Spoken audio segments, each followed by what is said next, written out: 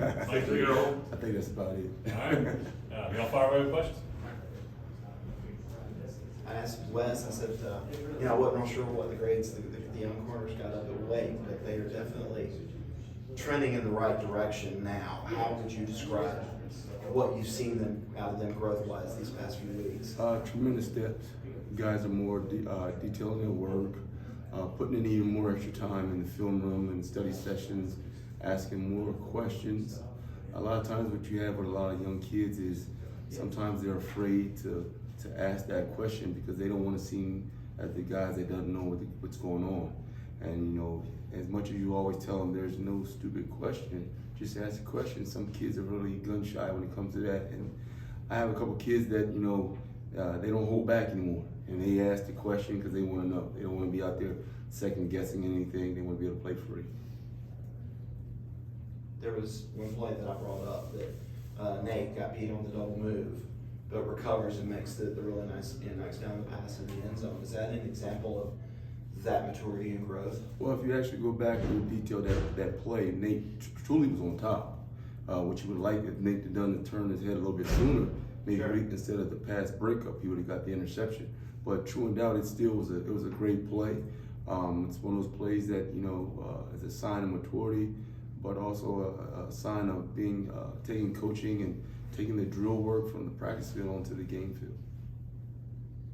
Yes, Coach Smink was talking about after the Wake Forest game, actually sitting down with Nate just about channeling his emotions the right way, because he felt like he just didn't have a lot of poise in that game. I guess, did you have a similar conversation with him? Well, you have those daily conversations, but like I said, a lot of times, you're not put to the test until you're actually on the game field.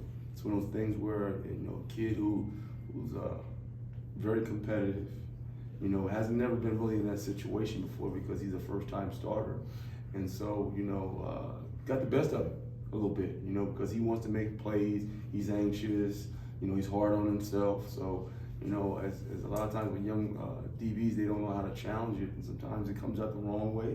And then the sign of maturity is being able to take the coaching and go back to work and really believing in what you're being told.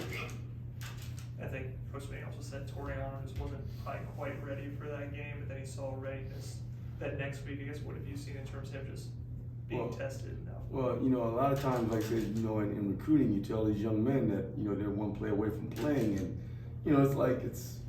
I guess it's recruiting talk for a lot of these young men, because there are a lot of people that, give these kids that false prophecy that, hey, you're going to come in, you're going to start from day one. And so a lot of times, kids sit back and they count the guys that are in front of them and, truly don't really understand that they're literally one play away from playing. And so to go from being probably a guy who maybe get 10 to 15 plays a game to a guy that's getting approximately 45 to 50 plays a game, it's a culture, it's a shock, so, it was a wake-up call, but it was one where, he was ready for it, and like I said, he's grown tremendously, and it's good to see, we're getting more depth in that position that we need.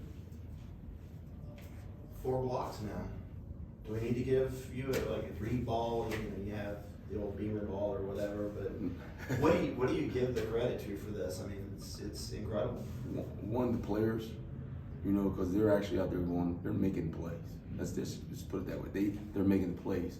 Coach Eason has done a hell of a job of, putting those guys in position, and, with the help of all the coaching staff, is putting that pressure on those guys. Hey, this is not a play to take off. This is a true sign of what our defense is.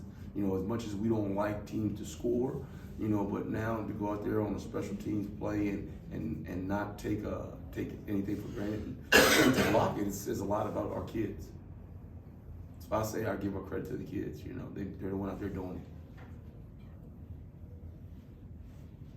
it. Anybody from Zoom for Coach? Challenges for playing FSU. They got a good wide receiver we were talking about earlier. What does that do for you? I mean, it just it's why they come here, play big games. Every week is a big game. Every team that we play has had pretty good receivers. And we're going against another crew that they've got some good receivers. So we can't let our guard down, and we just got to continue to play and get better. Coach, I got one, Trevor Gross from CuteX.com. As special teams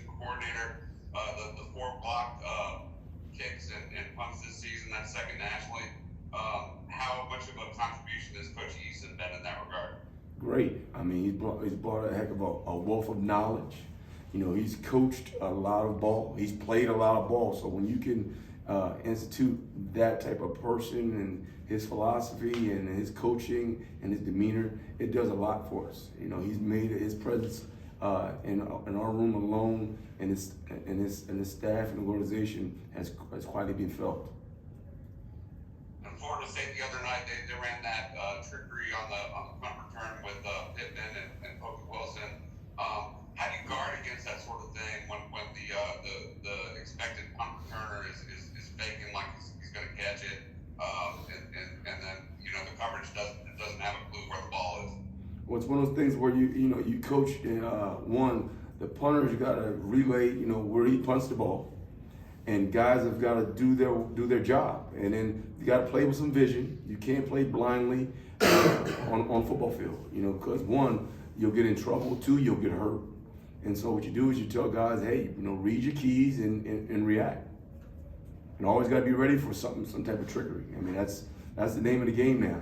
Everybody wants to trick somebody, So you got to be detailed, and read your keys and then make plays. Anyone else for Coach?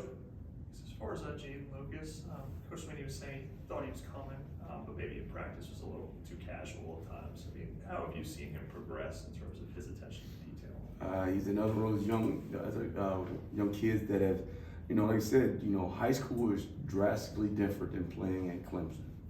A lot of things that you could do in high school that you can't do at Clemson.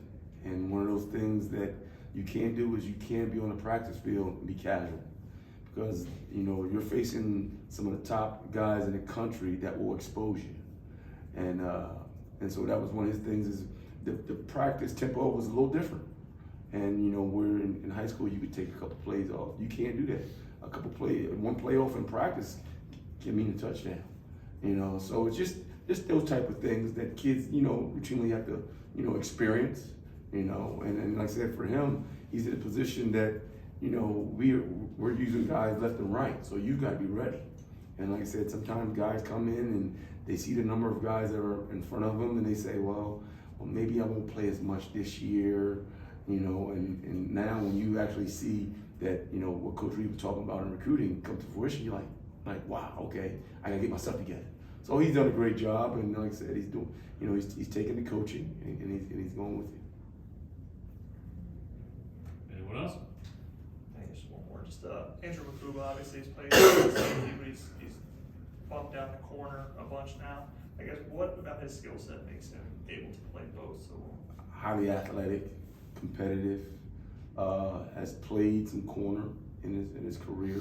So it's one of those type of things that when you have a young man with that type of skill set, you can plug and play him in various positions and he'll excel. And that's what you like, because you never know in this game. Like I said, you're one play away from playing. So it may be a day where, hey, he may have to go out there and spend all his time out there because of some injuries. So we're just trying to make sure that we cover everything, dot our I's and cross our T's in this game, and making sure that, if certain things happen, we're ready for it. You never want to be on a game field or on a game and not have had the experience of being out there, So we do a great job. I heard Coach Streeter talk about guys cross-training. We do a great job of cross-training our young men so that now we can plug and play with a various bunch of guys. All right. Thank you, Coach. Thank you, guys.